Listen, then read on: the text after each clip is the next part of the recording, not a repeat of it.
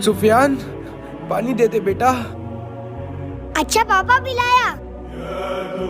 अरे भाईजान आप आ गए, चलो आप नमाज पढ़ लो, मैं पापा को पानी पिला कर आता हूँ। चल जा, पढ़ लूंगा नमाज।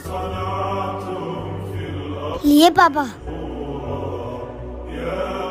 बेटा तुम आ गए पढ़कर। पापा सर ट्यूशन की फीस को कह रहे थे, मुझे पैसे दिए। भाईजान पापा की तबीयत खराब है, पापा आप ले जाइए। भाईजान चलो।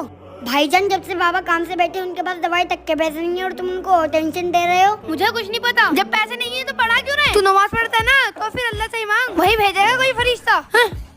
या अल्लाह तू ही मेरी मदद कर। भाईजान देखना जरा गेट पे कौन है। अरे गेट पे किसी की आवाज तो आई नहीं, चलो देखता हूँ।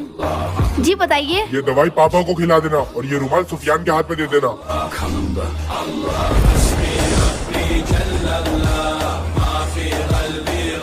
बेशक सच्चे दिल से मांगी हुई दुआएं कभी खाली नहीं जाती। कमेंट में अल्लाहू अकबर जरूर लिखना।